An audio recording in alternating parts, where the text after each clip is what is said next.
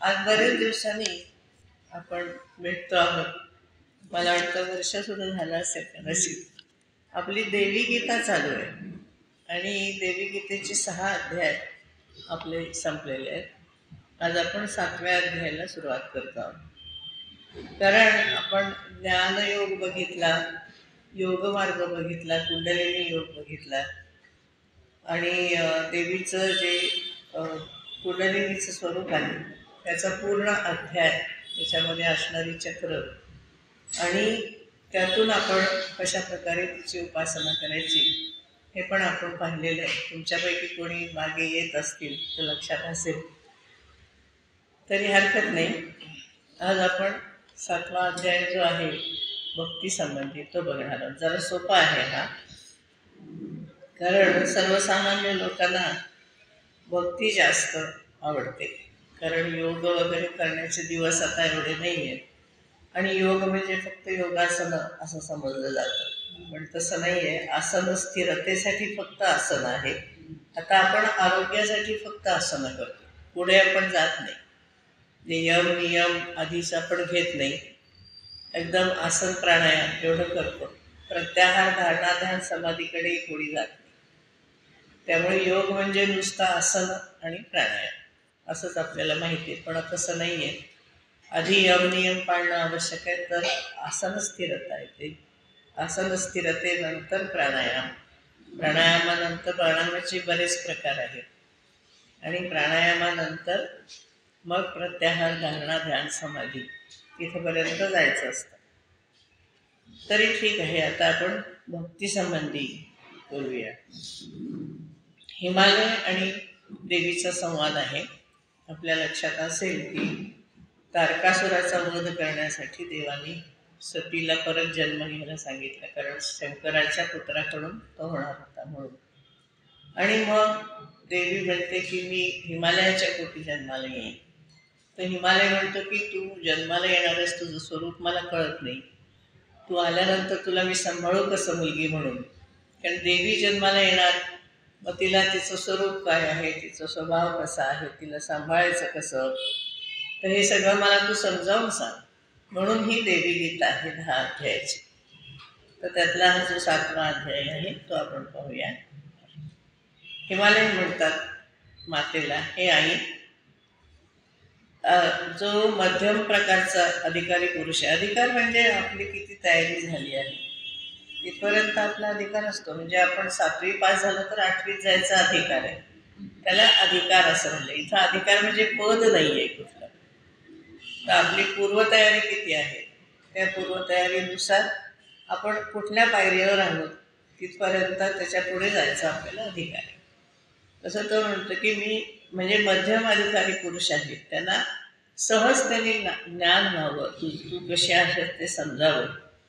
आणि ज्ञान लाभ होण्यासाठी सुद्धा भक्ती उपयोगी पडते का, भक्ती केली तर तुझं ज्ञान आम्हाला होईल का, तर यासाठी तू मला भक्तियोग सांग तुझा, अशी मी तुला विनंती करतो. मग देवी म्हणते, मार्गास्त्रय देव विख्याता मोक्ष प्राप्त नगाधिप. नगाधिप म्हणजे हिमालय, पर्वतांचा राजा. हे हिमालया 3 मार्ग विख्यात आहेत मोक्षप्राप्तीसाठी. आता मोक्ष म्हणजे आपण एकदम कुठली तरी दूरची वस्तू समजतो किंवा खूप आपल्यापासून दूर आहोत, आपल्याला कुठला मोक्ष मिळाला असं आपल्याला वाटतं. पण मोक्ष ही काही वेगळी अवस्था नाही आहे. फक्त मनातून सर्व विषय नाहीसे होणे आणि मन शांत होणे म्हणजे आपल्याला मोक्ष मिळणे. मग जन्म मरणाच्या फेऱ्यामध्ये आपण पडत नाही, कारण वासना निर्माण होत नाही. जन्म घेणे लागे वासनेच्या संगे, त्यामुळे वासना नसेल तर जन्म नाही. मग मनातून जेव्हा हे सगळं जातं, मन एव मनुष्यानां कारणं बंध मोक्षयो बंधाय विषय संगी मुक्तय निर्विषय मना. निर्विषय मन असणं म्हणजे मोक्ष. ते कुठे लांब नाही, अवघड नाही आणि असा कोणीतरी आपल्याला द्यायची वस्तू पण नाही, असं नाही आहे. एकनाथ महाराज म्हणतात की मोक्ष म्हणजे दुधाची वाटी नाही आहे की त्याच्यात ओतलं आणि शिष्याच्या तोंडाला लावली. तर मोक्ष हा आपल्याजवळच असतो आणि कारण आपल्याला मोक्ष न्यायचं कारण आपणच आहे. म्हणजे इथे कोणी कोणाला काही द्यायचं नाही, काय नाही, काय नाही, आपलं आपण ती अवस्था मिळवायची असते. आणि एकदम सोपं आहे. अध्यात्म हा विषय खरं म्हणजे सगळ्यात सोपा आहे. आपल्याला तो उगाचच अवघड वाटतो. असं वाटतं की हे आपल्या हातात नाही, हे अवतारी पुरुष करतात, हे संन्यासी योगी लोकांना येतं, असं काही नाही. मोक्ष आपला आपल्या जवळ आहे. आपलं मन जेवढं आपण शांत करू तेवढं आपल्याला मोक्ष लवकर मिळतो. तेव्हा हे मोक्षाचे 3 उपाय मी तुला सांगितले: कर्मयोगो, ज्ञानयोगो, भक्तियोग, सत्तम. 3 योग आहेत: कर्मयोग, ज्ञानयोग, भक्तियोग.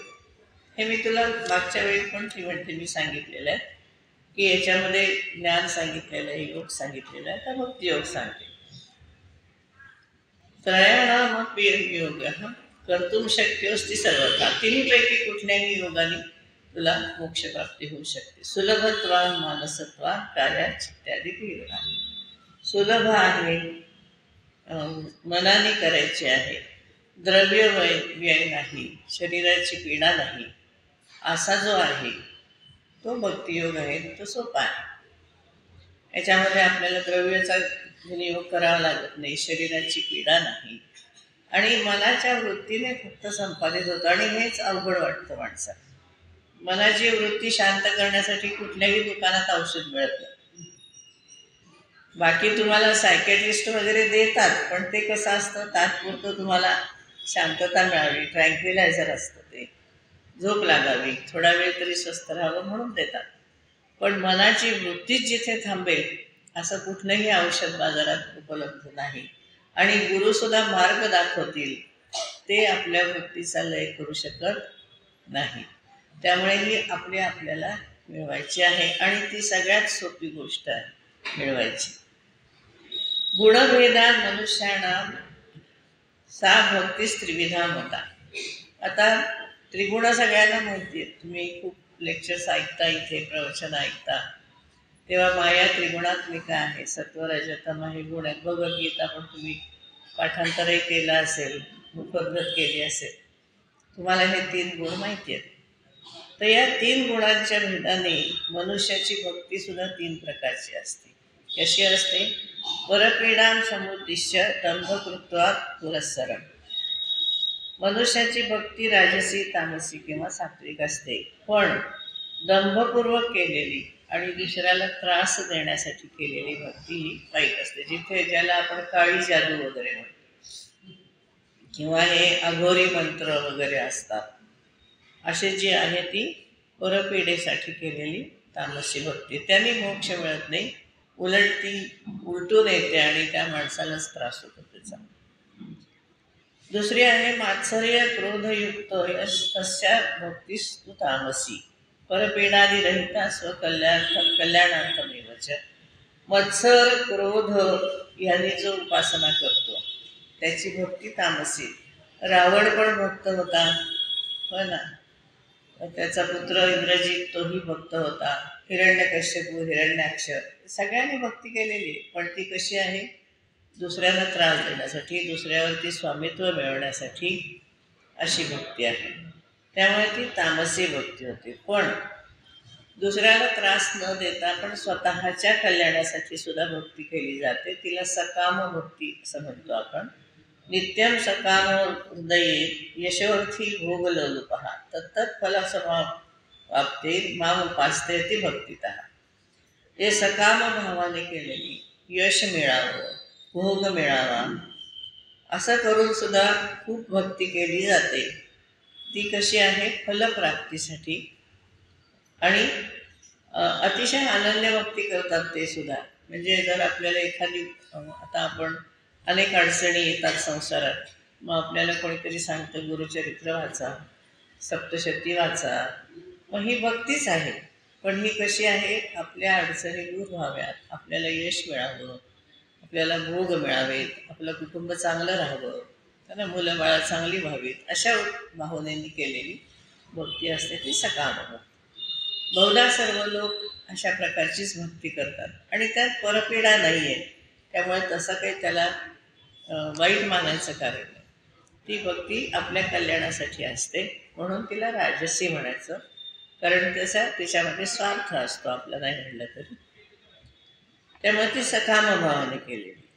भेदबुद्ध्या तु मानसस्मात अन्यांजनात पामरहा तस्य भक्ती समाख्याता नगाधिपतु राजसी. आणखी राजसी म्हणजे कशी असते की भेदबुद्धी असते, म्हणजे हे मला मिळू दे, दुसऱ्याला नाही, दुसऱ्यासाठी नाही केलेलं हे व्रत वगैरे जी करतो आपण त्याच्यामध्ये कसं असतं की पुराणामध्ये वगैरे जे फळ सांगितलेलं आहे, श्रुती स्मृती पुराणोक्त फलप्राप्त्यर्थम असं म्हणतो ना की अस्मादी चतुष्पाद द्विपाद सगळ्या प्राण्यांसाठी आपण संकल्प करताना असा करतो ना की या सगळ्यांना सुखी राहावं म्हणून मी हे गणपतीची पूजा म्हणा शंकराची पूजा वगैरे करतो. तर ती सुद्धा राजसी भक्ती आहे, पण त्याच्यामध्ये कोणाला त्रास नाही. भेदबुद्धी जरी असली तरी त्रास नाही, पण ही राजसीमध्ये येते, सात्विक बुद्धी नाही.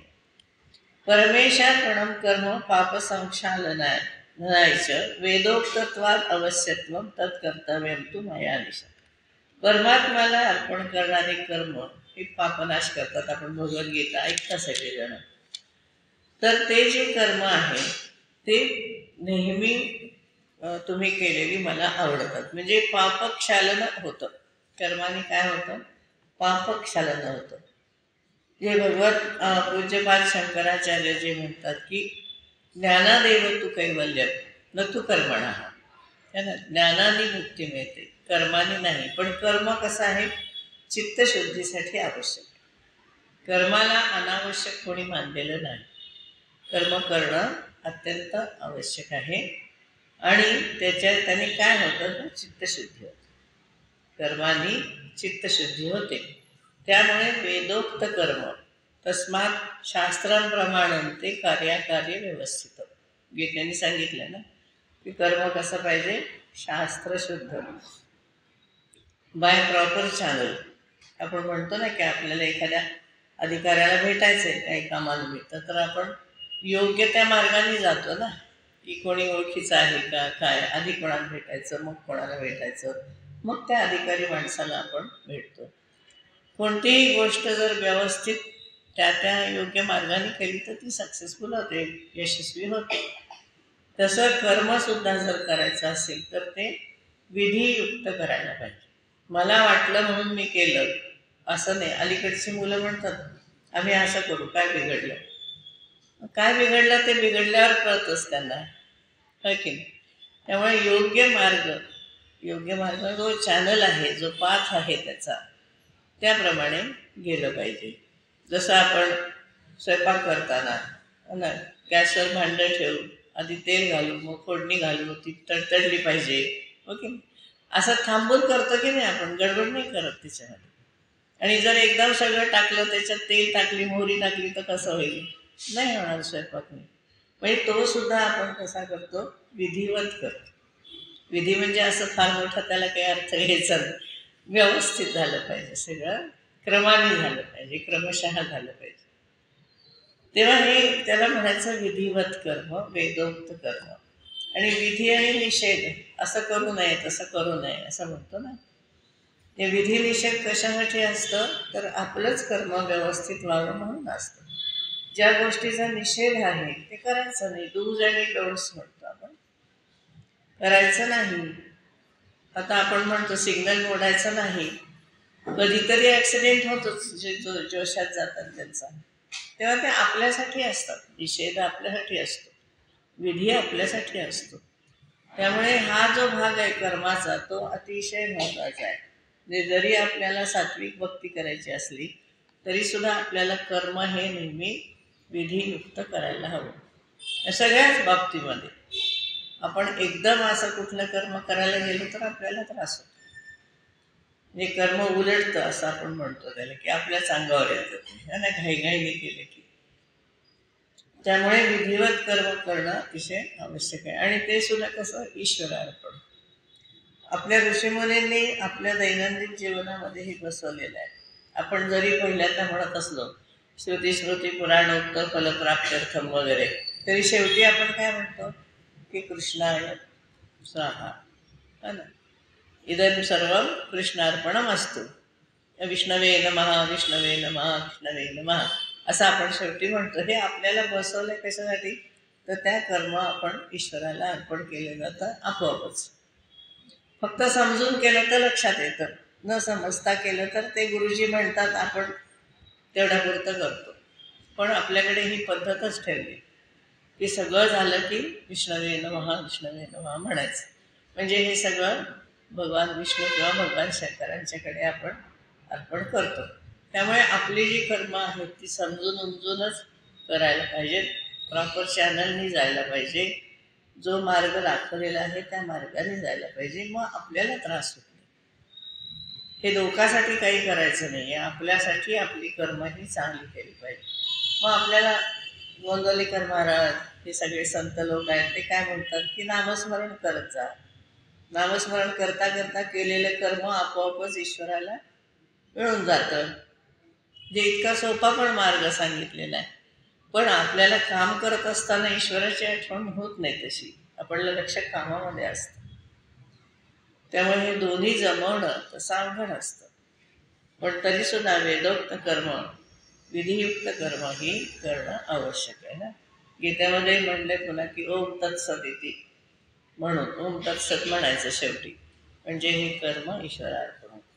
इति निश्चित बुद्धिस्तु भेदबुद्धी उपाश्रितः करोति प्रीतये कर्मभुक्ती साधना सात्विक. आता अशा प्रकारे निश्चय करून म्हणजे हे सगळं कर्म ईश्वरार्पण करायचं आहे आपल्याला. आणि ह्याच्यामध्ये भेदबुद्धी अजिबात नाही. म्हणजे माझंच फक्त चांगलं व्हावं, माझ्या शेजाऱ्याचं नको किंवा अमक्याचं नको तमक्याचं नको, असं कुठलीही भेदबुद्धी न ठेवता विधीपूर्वक आणि प्रसन्नता युक्त चिडून कुठलं काम करायचं नाही. चिडून केलेलं काम आपल्याला त्रासदायक होतं. त्यामुळे चिडायचं नाही, शांतपणाने करायचं काम. आणि नित्यकर्मानुष्ठान. आता हे खरा म्हणजे हा मोठा विषय आहे, पण मागे आपला हा विषय झालेला आहे. नित्यकर्म, नैमित्तिक कर्म हे आपल्याला माहिती आहेत की रोजची आपली आंघोळ करणं, वेळेवर जेवण करणं, हे स्वच्छता ठेवणं, दात घासणं, हे सगळे नित्यकर्म आहे. आपलं ऑफिसला जाणं, रोजचं काम करणं, हे सगळे नित्यकर्म. नैमित्तिक म्हणजे आपण सणवार करतो ते नैमित्तिक झालं, किंवा अमावस्या पौर्णिमा वगैरे असे नैमित्तिक कर्म असतात.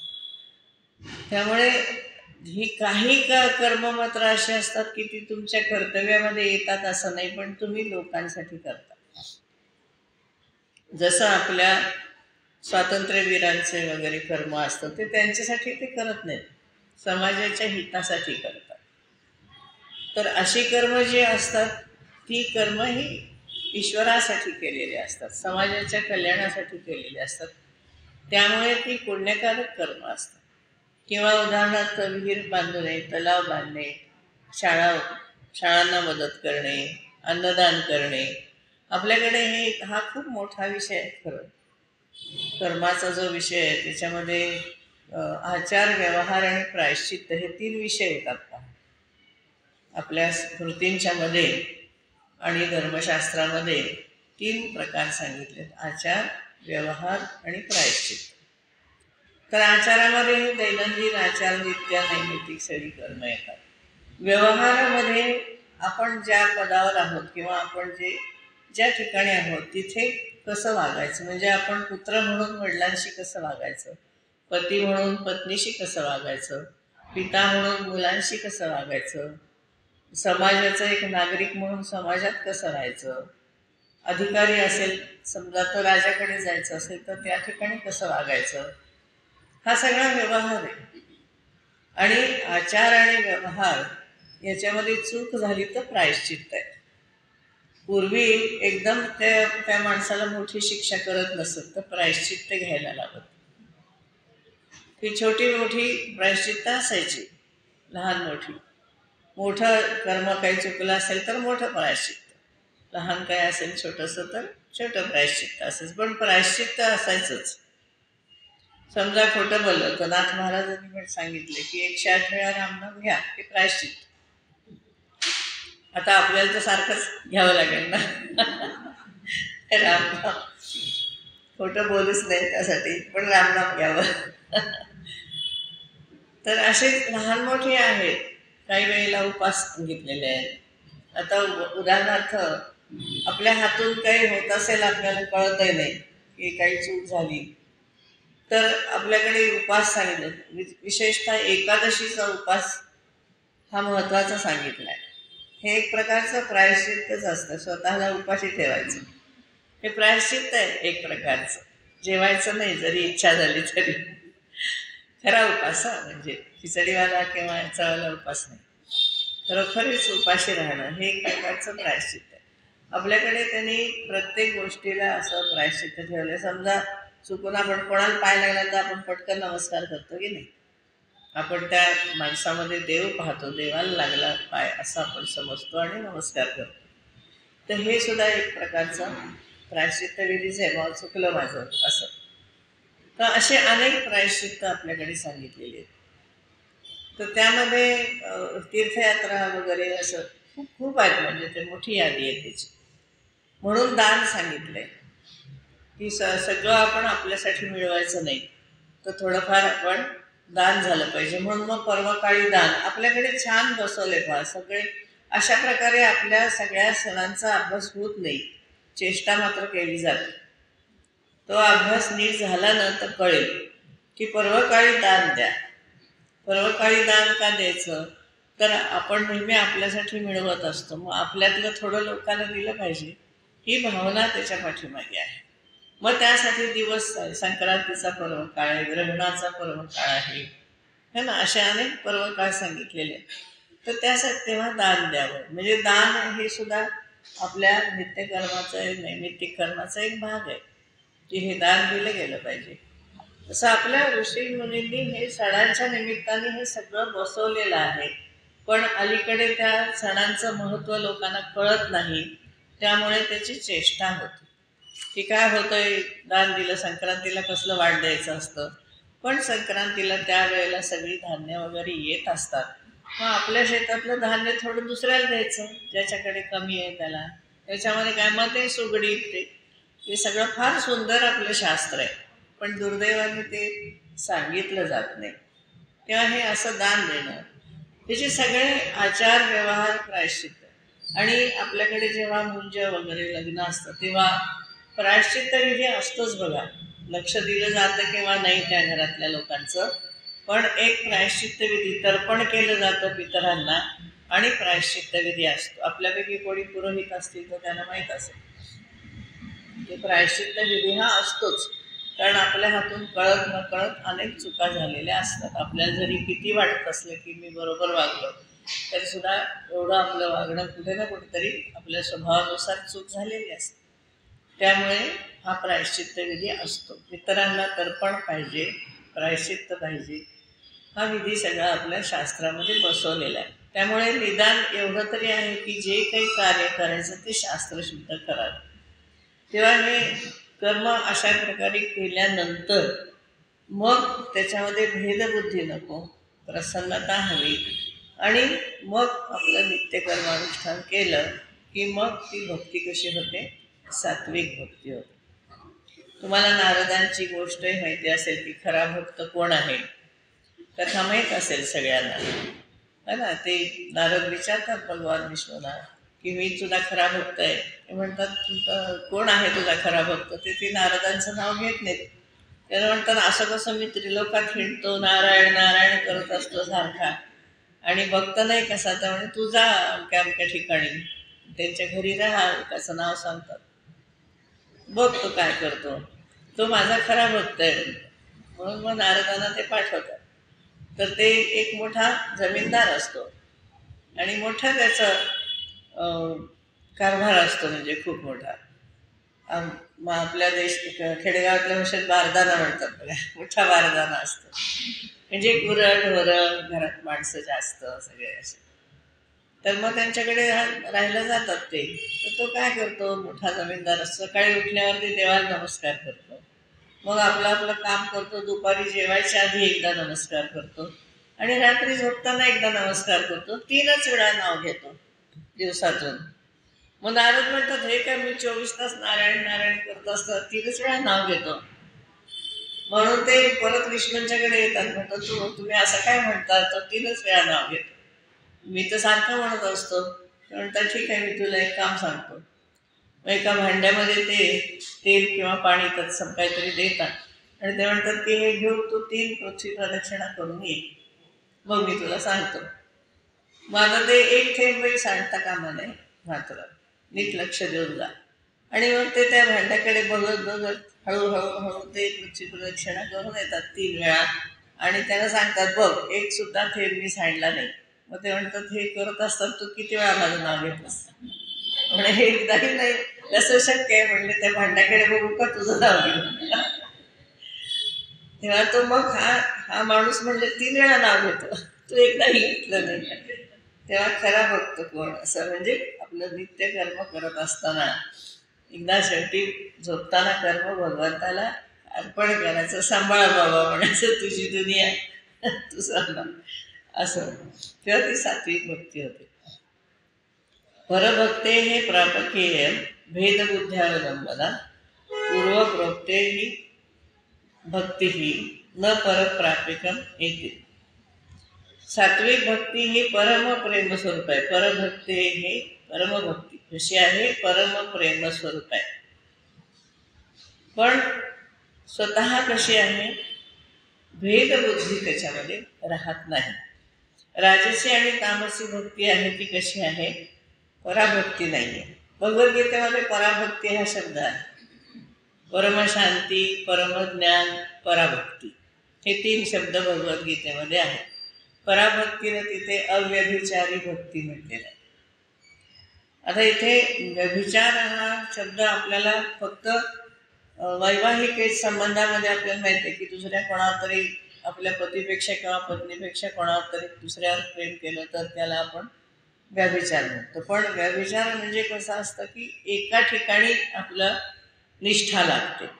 ती निष्ठा नसेल तर व्यभिचार. मग एका देवावर जर आपली निष्ठा असेल आणि आपण जर ती प्रयत्नपूर्वक आणि विचारपूर्वक नाही ठेवली, दुसरीकडे निष्ठा आपली नेली, तर तो व्यभिचार होतो. अव्यभिचारी भक्ती म्हणजे काय? की त्याच्यावरची निष्ठा ढळत नाही. कितीही संकट येऊ देत आणि काय होऊ देत, किंवा हा देव मला पावत नाही, चला दुसरा देव पावतो तिकडे जाऊ, असं नाही करायचं. एक तर एक भक्ती पाहिजे. आणि शंकराचार्य म्हणतात तैलधारावत, तेलाची धार कशी अखंड असते तशी अखंड भक्ती पाहिजे. एकावर तर एकावरच भक्ती पाहिजे. पराभक्ती ही अशा प्रकारची असते, श्रेष्ठ आणि सोपं सांगितलंय माऊलींनी. जे जे भेटे भूत ते मानिजे भगवंत. सगळे भगवंताचीच रूप आहे. नामदेव महाराजांचं कसं एक कथा सांगतात ना, ते असे प्रवास करत असताना एका धर्मशाळेमध्ये उतरले. ते लोकांनी सांगितलं होतं की इथे तुम्ही उतरू नका, इथे पिशाचे वगैरे येतात.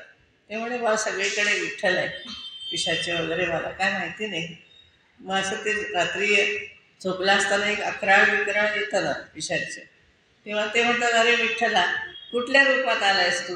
इतकं सुंदर तुझं रूप म्हणून आम्ही वर्णन करतो आणि आज असलं रूप घेतलं. म्हणजे इतकी परमभक्ती त्यांची की त्यांना ते पिशाचे दिसलंच नाही. त्यांना म्हटलं आपला विठ्ठलच वेगळं रूप घेऊन आला. म्हणजे इतकी टोकाची भक्ती लागते त्याच्यासाठी, त्याला पराभक्ती म्हटलेलं आहे. म्हणून तामसी आणि राजसी भक्ती जी आहे, पूर्वप्रोक्ते ही उभे भक्ती, पूर्वी ज्या मी राजसी तामसी सांगितल्या आहेत ती परप्रापिका नाही आहे, म्हणजे परम अर्थ मिळवणारी नाही आहे. परमार्थ जर तुम्हाला मिळवायचा असेल तर भक्ती कशी पाहिजे? अव्यभिचारी, अखंड आणि निष्ठाम. म्हणजे काही त्याच्यामध्ये आपली अपेक्षा नाही, भेदबुद्धी नाही, मन प्रसन्न आहे अशी.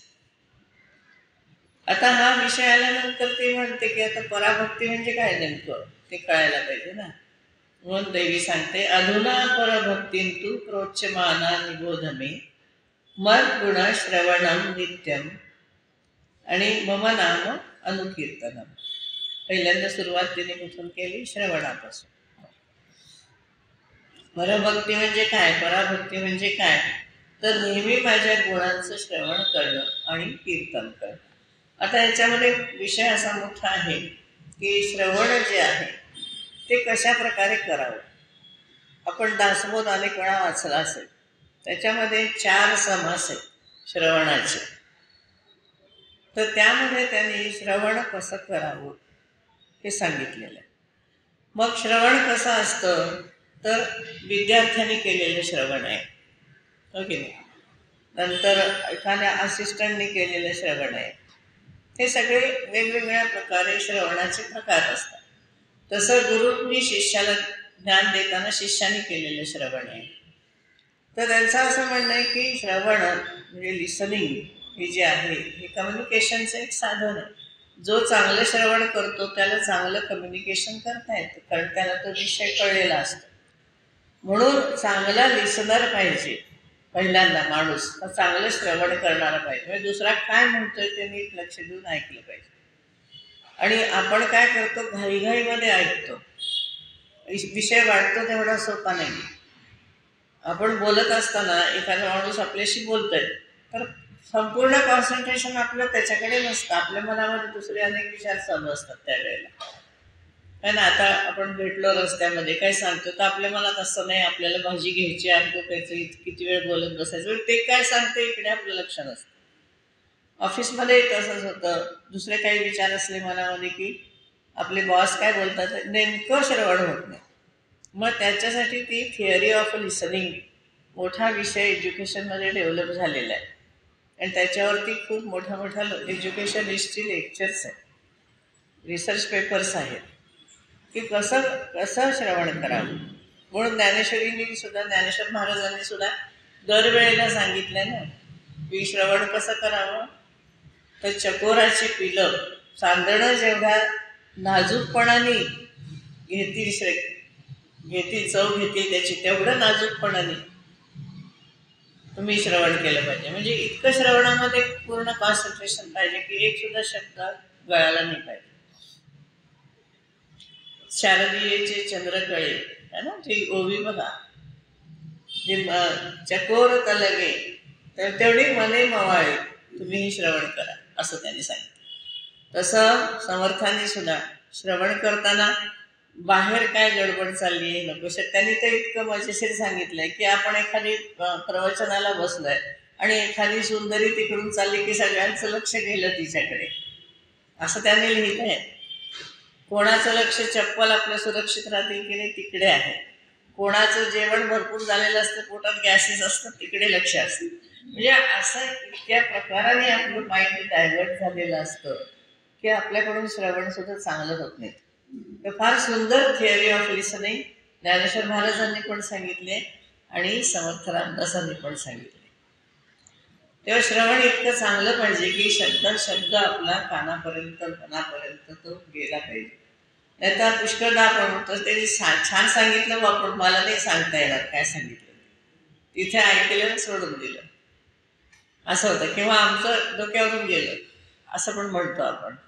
तेव्हा श्रवण हा सुद्धा अतिशय मोठा विषय आहे जो समजून घ्यायला पाहिजे. ज्या प्रकाराने आपल्याला श्रवण करता आलं पाहिजे. आणि थिअरी ऑफ लिसनिंग फार सुंदर आपल्या शास्त्रामध्ये सगळं सांगितलेलं असतं, त्या दृष्टीने आपण वाचत नाही. पण त्याच्यामध्ये ज्ञानेश्वर माऊलींनी म्हणले, अहो अर्जुनाची आहे पांती बैसावी तरीच हे उपयोगा जाईल, नाही तर अवघी गोष्टी होईल मुकया बहिरयाची.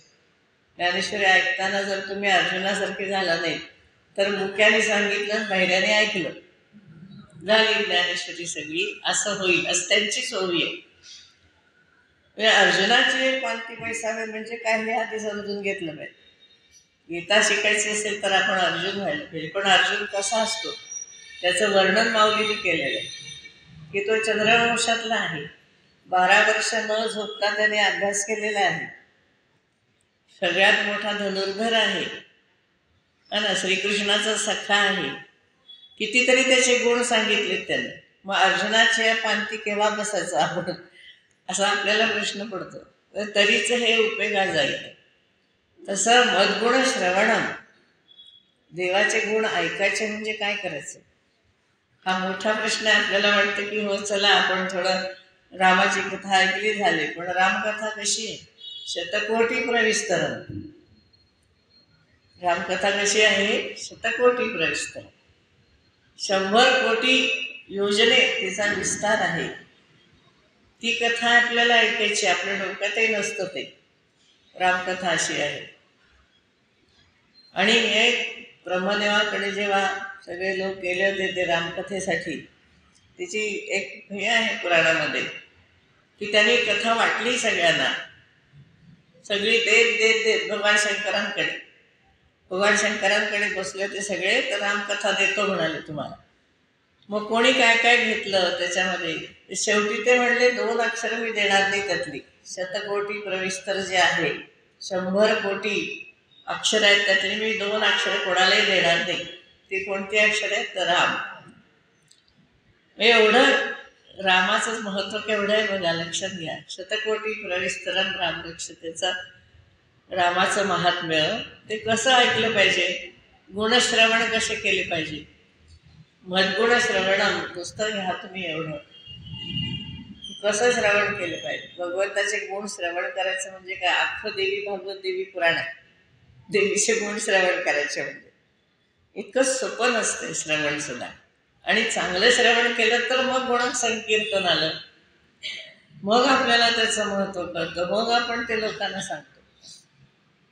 आणि व्यास महर्षी हे कीर्तन भक्ती करणारे आहेत. 18 पुराणं लिहिली, वेदांचे 4 भाग केलेले आहेत. म्हणजे नामसंकीर्तन केवढं आहे बघा. हे छोट्या छोटी वाटतात हे ना, तर पुष्कळदा मला वाटतं की आधी शब्दांचे अर्थ नीट सांगितले पाहिजे, मग पुढचं प्रवचन. कारण आपल्याला ते अर्थच माहीत नसतं. श्रवण म्हणलं की हो आम्ही ऐकलं, पण काय ऐकलं, कसं ऐकलं, तुमचं चित्त कुठे होतं, त्याच्यामध्ये काय काय सांगितलं गेलंय, इतक्या गोष्टी असतात.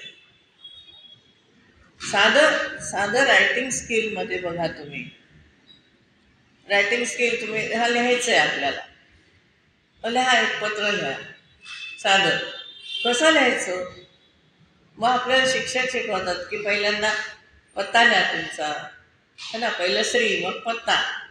पत्ता लिहिल्यावर कोणाला ॲड्रेस करायचं ते लिहा, त्यांचा पत्ता लिहा.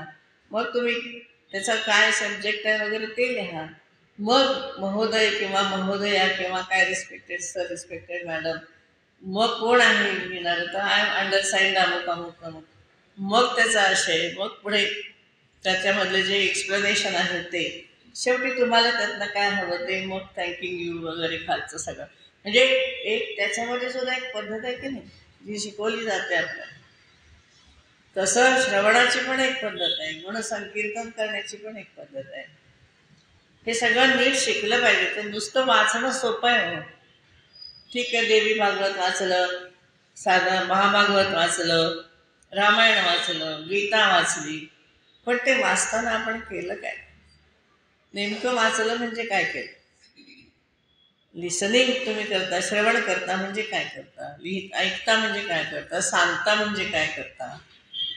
याच्यावरती IIT-मध्ये वगैरे डिबेट होतात की तुम्ही कसे तुमचं म्हणणं कसं मांडता, संकीर्तन तुम्ही कसं करता. तुम्हाला एक विषय मांडायचा, पण तुमच्या मनामध्ये जे शब्द आहेत आणि त्याचा जो अर्थ आहे तो समोरच्याला तसाच कळतो का. मग आपण म्हणतो गैरसमज झाला. तुमचा गैरसमज होतो कसा, तुमचे शब्द काहीतरी चुकले असतील, बरोबर की नाही. थेरॉटिकली जर तुम्ही बोलत नाही आहे तर तुमच्या वेगवेगळे अर्थ निघतात शब्दातून. किती गोष्टी असतात याच्यामध्ये शास्त्रीय पद्धतीने, हे सगळं शिकायला लागतं. आणि आपण इतकं सगळं लाईटली घेतो ना आपल्या आयुष्यामध्ये, आणि मग आपल्याला वाटतं की अरे हे लोक एवढे मोठे झाले, आपण का नाही होत, तर आपण त्यांच्यासारखं करत नाही ना. कुठलीच गोष्ट थेरॉटिकली व्यवस्थित विचार करून घेत नाही आपण. तेव्हा हे मद्गुण संकीर्तन, हे जे संकीर्तन आहे, माझ्या नावाचं संकीर्तन केलं पाहिजे, तर कशासाठी करायचं. देवीचा काय वाचतो आपण, देवी गीता कशासाठी घेतली वाचायला, देवी गीताच कशाला वाचायला पाहिजे. हे सगळ्या गोष्टी माहिती पाहिजेत आपल्याला की आपण काय वाचतोय, कशासाठी वाचतोय, कोणाचं नामसंकीर्तन करतो आहे. एकाचा करता करता एक सलग असा विषय आला पाहिजे ना, सलग विषय मांडता आला पाहिजे. म्हणून ना साधे ग्रंथ तुम्ही, म्हणजे आपले मोठे जे ग्रंथ आहेत, भागवत आहे, ज्ञानेश्वरी आहे, दासबोध आहे, मांडणी बघा कशी केली. त्यांनी नामसंकीर्तन केलं की नाही, कसं केलं त्यांनी, पहिली तुम्ही ज्ञानेश्वरीची इंट्रोडक्शन बघा. धृतराष्ट्र पूर्वी जे त्यांनी केलेलं आहे त्याच्यामध्ये त्यांनी सगळं दिलं की मी का लिहितोय हे. निवृत्तीनाथ विचारतात की तू गीता का आतापर्यंत एवढ्या लोकांनी सांगितली, तुला काय सांगायचं कारण आहे. मग ते ज्ञानेश्वर महाराज अतिशय प्रतिभावंत, म्हणजे त्याची उंची कोणालाच नाही गाठत. त्यांनी भगवान शंकरांच्या तोंडी ओवी टाकली. पार्वती विचारते भगवान शंकरांना, तर ते म्हणतात देवी जैसे का नित्य नूतन रूप तुझे. केवढा आशय सांगितलाय अर्ध्या चरणामध्ये. म्हणजे सौंदर्याची व्याख्या आहे आपल्याकडे काव्यशास्त्रामध्ये. क्षणै क्षणे यत् नवताम उपैती तदेव रूपम रमणीयताया. म्हणजे प्रत्येक क्षणाला जे नवीन दिसतं ते सुंदर असतं. लहान मूल बघा तुम्ही कसं दिसतं आपल्याला.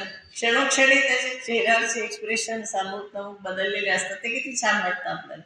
नवीन नवीन जे काही त्याच्यामध्ये दिसतं, जे सौंदर्य ते सौंदर्य असतं, ते खुलतं. तेव्हा मग गीतेचं सौंदर्य काय आहे. देवी जैसे का नित्य नूतन रूप तुझे. हे भगवती तू जशी रोज नवीन नवीन आहेस, रोज नवीन वाटतेस मला. क्षणाक्षणाला तुझं रूप बदललेलं दिसतं. ती जसं आहे तशी गीता आहे. म्हणून मला काहीतरी, म्हणजे याचा अर्थ असा की मला नवीन काहीतरी सांगायचं आहे. हे तरी माऊलींनी सांगितलं त्यातून, की मला नवीन गीतेतनं काहीतरी सांगायचं. जरी अनेक लोकांनी लिहिलं असलं तरी मला नवीन त्यातून काहीतरी तुम्हाला सांगायचं. असे सुंदर तुम्ही एकेका ओवीचं जर तुम्ही अशा प्रकारे अभ्यास केला ना तर कुठे जाते ज्ञानेश्वरी.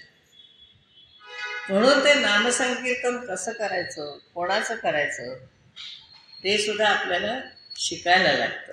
नुसतं आपल्याला माहिती सगळ्यांना, श्रवण कीर्तन आहे, नवविधा भक्ती सगळ्यांना माहिती. विष्णू स्मरणम पादसेवनम अर्चनम वंदनम सख्यम दास्यम आत्मनिवेदनम, शब्द सगळ्यांना माहिती आहेत. पण एकेका शब्दाचा जो पूर्ण अर्थ आहे तो आपल्याला माहिती नसतो. खूप वरवरचा अभ्यास असतो आपला. तर तसं नाही पाहिजे. कल्याण गुणरत्ना नाना कराया मयी स्थिरम. कल्याण गुणरत्नाना अकराया मयी स्थिरम चेतसो वर्तनम चैव तैलधारा समम सदा. तैलधारेचा उल्लेख आपण केला की ज्याचं मन कल्याण आणि गुणरत्नांचा आकर आहे, म्हणजे समुद्र आहे. रत्नाना आकर हा रत्नांचा समुद्र आहे आणि तैलधारेप्रमाणे अनवच्छिन्न भावाने ते त्याच्यामध्ये स्थिर आहे. काय कसे आहे देवीचं गुण, तर कल्याण आणि गुणरत्न असं देवीचं संकीर्तन पाहिजे. कल्याणकारक पाहिजे, त्याच्यामध्ये गुणरत्न सगळी पाहिजेत आणि तैलधारेप्रमाणे अविच्छिन्न असं ते संकीर्तन पाहिजे. मध्येच काही विसरलंय, मध्येच काही असं नको. समर्थाने तेवढ्यासाठी सांगितलं ना, अभ्यासे प्रकट व्हावे. पूर्ण अभ्यास केल्याशिवाय आपण कुठली गोष्ट मांडू नये, कारण त्याच्यामध्ये मग खूप प्रश्न निर्माण होतात, खूप गोष्टी उल्लेख करायचा राहतात, खूप गोष्टी एक्सप्लेन करायच्या राहतात. म्हणून हे कसं आहे की ज्याचं मन कल्याण आणि गुणरत्नाचा भांडार आहे असा मनुष्य हे तैलधारेप्रमाणे अनवच्छिन्नप्रमाणे माझं नामसंकीर्तन गुणसंकीर्तन करू शकतो. कारण एक कंटिन्युअस फ्लो असतो विचाराचा. सतत ते एकामागे एकामागे त्याचे विचार येत राहतात. पण ते येण्यासाठी आपल्याला पुरं माहिती लागते, तर ते आपण करू शकतो. नाही तर थांबून थांबून विचार करून आठवून असं नाही केलं जात, मग ते होत नाही. हे कसं आहे, त्याच्यामध्ये फळाचा हेतू नाही, कशाचीही आकांक्षा नाही आणि कुठल्याही मुक्तीची पण अपेक्षा नाही. हेतूच तत्र को वापी कदाचिन्न भवेत सामिप्य साष्टी सायुज्य सालोक्य न चेषणा. म्हणजे चारी मुक्ती ज्या आहेत, स्वरूपता आहे, समीपता आहे, सायुज्यता आहे, सलोकता आहे, याच्यापैकी कुठल्याही मुक्तीची संकीर्तन करताना अपेक्षा नाही. त्याच्यामधून कुठलंही फळ नको आहे, त्याच्यामधून कसलीही आकांक्षा नाही. असं हे संकीर्तन व्हायला पाहिजे. म्हणून तुकाराम महाराजांनी सुद्धा म्हणलंय की जर आपण कीर्तनाला गेलो आणि बैलगाडी आपली घेऊन गेलो तर बैलांचा चारा सुद्धा तुम्ही बरोबर न्या, त्यांच्याकडून काहीही मागू नका. जेवण नाही, काही नाही, बिदागी नाही, बैलांचा चारा सुद्धा नाही, तो बरोबर घेऊन जा, असं त्यांनी सांगितले. कुठल्याही फळाची अपेक्षा नाही, कुठल्याही स्तुतीची अपेक्षा नाही, कुठल्याही सत्काराची अपेक्षा नाही. फक्त मनामध्ये एकच की भगवंताचं नाव संकीर्तन आपल्याला करायचं आहे, बाकी काही नाही. म्हणून त्याने असं म्हटलं की मुक्ती सुद्धा न लगे मुक्ती आणि संपदा कुठल्याही नको, सलोकाता नको, म्हणजे त्याच्या आम्हाला वैकुंठाला राहायचे असं नाही. समीपता त्याच्या बरोबर राहायचे, सालोक्यता तेही नको, समीपता नको, सायुज्यता नको, म्हणजे त्याच्यासारखं आम्हाला व्हायचंय असंही. कुठल्याही मुक्तीची कसलीही कामना न करताना माझं नामसंकीर्तन हे करायला हवं. मत्सेवा तो धिकम किंचित नैव जानाति कर्हिची सेव्य सेवकता भावा तत्र मोक्षम न वांछित. आणि हे जो मनुष्य सेवापेक्षा देवीच्या सेवेपेक्षा अधिक काहीही जाणत नाही आणि त्याला सेव्य सेवक भाव पण नाही आणि मोक्षाची आकांक्षा पण नाही. आपला कसा असतो, भक्त आणि देव असा भाव असतो. सेव्य आणि सेवक म्हणजे आपण कोणाची तरी सेवा करतो आहोत म्हणून आपण हे करतो, असा भाव आपल्यामध्ये असतो. आणि यातून आपल्याला काहीतरी मिळावं, निदान मोक्ष मिळावा किंवा आपलं लौकिक जीवन सुखाचं व्हावं, काहीतरी आपली अपेक्षा असते. मंदिरात जाताना कोणी असं म्हणत नाही की मी आपलं देवाला आवडतं म्हणून देवाला नमस्कार करतो, असं कोणी म्हणत नाही ना. काहीतरी सांगायला जातो, काय देवा आम्हाला सुखी ठेव, एवढं तरी आपण म्हणतोच. म्हणजे कुठल्या ना कुठल्या तरी अपेक्षेने आपण हे करत असतो. तेव्हा इथं काहीच नाही. एखाद्या म्हणून ते याच्यामध्ये सांगितलंय भक्तीमध्ये की तुम्ही देवाला काय आवडतं ते करा. मला आवडतं म्हणून, म्हणजे मला आवडतं देवाची अमुक करायला म्हणून करू. त्याच्यामध्ये अनुकूलस्य संकल्प हा प्रातिकूलस्य वर्जनम असं म्हटलंय. अनुकूलस्य संकल्प हा म्हणजे काय, तर जे देवाला अनुकूल आहे, जे देवाला आवडेल ते मी करेन. प्रातिकूलस्य वर्जन म्हणजे जे देवाला आवडत नाही ते मी करणार नाही. मग आता एखादं रोप आलेलं आहे तर ते रोप वाढायला पाहिजे, रोपाचा वृक्ष व्हायला पाहिजे, हे साहजिक आहे ना, कोणालाही वाटतं. येता जाता ते रोप उपटून टाकणं हे प्रतिकूल आहे ना, निसर्गाच्या विरुद्ध आहे की नाही. म्हणून प्रातिकूलस्य वर्जन, जे आवडत नाही देवाला, जे निसर्गामध्ये प्रतिकूल आहे ते करायचं नाही. आणि अनुकूलस्य संकल्प म्हणजे त्याला जे अनुकूल आहे ते करायचं. मग त्या रोपात तुम्ही पाणी घाला, त्याला कुंपण घाला, त्याला वाढवा, ते अनुकूल आहे. आपल्याकडे इतकं मोठं शास्त्र आहे बरं का याच्यासाठी सुद्धा, की कशा प्रकारे आपण केलं पाहिजे. अनुकूल म्हणजे काय असतं आणि प्रतिकूल म्हणजे काय असतं. तुम्हाला साधा अभंग माहिती आहे, बहुत सुकृतांची जोडी म्हणून विठ्ठली आवडी. बहुत सुकृत म्हणजे काय हो, ती कशी जोडायची, कशी एकत्र करायची, कशी आपल्यामध्ये आणायची माहिती आहे. अभंग रोज म्हणतो, बहुत सुकृतांची जोडी म्हणून विठ्ठली आवडी. विठ्ठलाची आवड केव्हा उत्पन्न होते, बहुत सुकृत जोडल्यानंतर. आता सुकृत म्हणजे काय, आमचं काम आम्ही रेग्युलर करतो ते ठीक आहे, आम्ही मुद्दामून कोणाला त्रास देत नाही तेही ठीक आहे, त्यांनी सुकृत होतं का, नाही होत ना. सुकृत याचा अर्थ आपल्या कर्तव्यामध्ये येत नसताना सुद्धा दुसऱ्यासाठी काहीतरी करणं, प्रसंगी आपलं नुकसान करून घेणं, याच्यामध्ये चांगल्यासाठी, दुसऱ्याच्या चांगल्यासाठी असं करणं, तेव्हा एक एक सुकृत जमा होतो. म्हणून आपल्याकडे देवाच्या ठिकाणी काहीतरी देणं ही पद्धत आपल्याकडे घालून दिलेली आहे. काय देवाला नसतं का पेढे वगैरे, पण देवाकडे जाताना काहीतरी घेऊन जावं ना, दिलेले त्यांनीच आहे, त्याला काय आपण देण्याची गरज नाही. ज्यांनी तांदूळ निर्माण केलाय त्याला भात शिजवून घालायचं, हे आपण त्याच्यासाठी करतो किंवा हे तू दिलंयस म्हणून आम्ही करतो. त्याला काही आवश्यकता नाही ना कसल्याच गोष्टीची, सगळी अख्खी सृष्टी त्याची आहे, त्याला काय कमी आहे म्हणून आपण द्यायचं आहे असं नाही. मग ज्याला आपल्याला जी कामं दिलेत, आपलं जे काम आहे, कर्तव्य आहे, त्याच्यापेक्षा काहीतरी तुम्ही द्या ना दुसरं. म्हणून मग तुम्ही धर्मशाळा बांधा, तुम्ही तळी बांधा, तुम्ही लोकांना पाणी द्या, तुम्ही लोकांना अन्न द्या, विद्यार्थ्यांना शिकवा, जो गरीब आहे त्याला काहीतरी मदत करा शिक्षणासाठी. अशाने सुकृत जमाव. आणि असं अनेक जन्म सुकृत केल्यानंतर विठ्ठल आवडायला लागतो, तोपर्यंत नाही आवडत. म्हणजे नुसतं आपलं ठीक आहे, आम्ही जातो देवाला नमस्कार करतो एवढंच.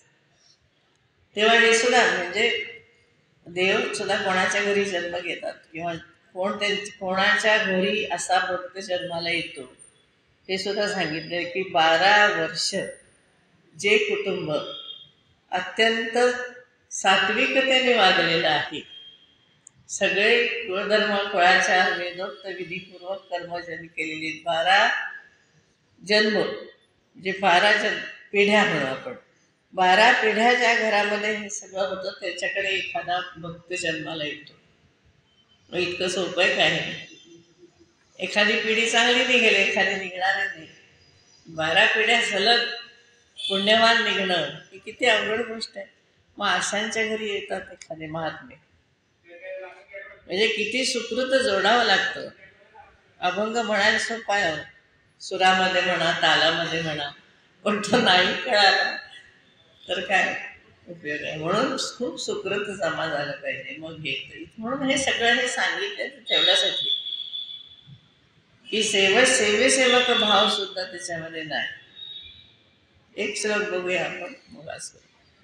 परानुरक्त्या मामेव चिंतये यो अतंत्रितः स्वभेदेन नैव मानुष्यं जानाति न विभेदतः. जो जितेंद्रिय असून परानुरक्त भक्तिपूर्वक असलीही आकांक्षा न करता फक्त भगवती, आता इथे देवी भागवत आहे म्हणून भगवती, आणि स्वतःपासून वेगळे न समजतास मीच सच्चिदानंद रूप आहे असं जो जाणतो, म्हणजे याच्यामध्ये कसलाही भाव. आपल्या उपासनेमध्ये 5 भाग असतात. एक असतो उपासक, जे आपण उपासना करतो तो.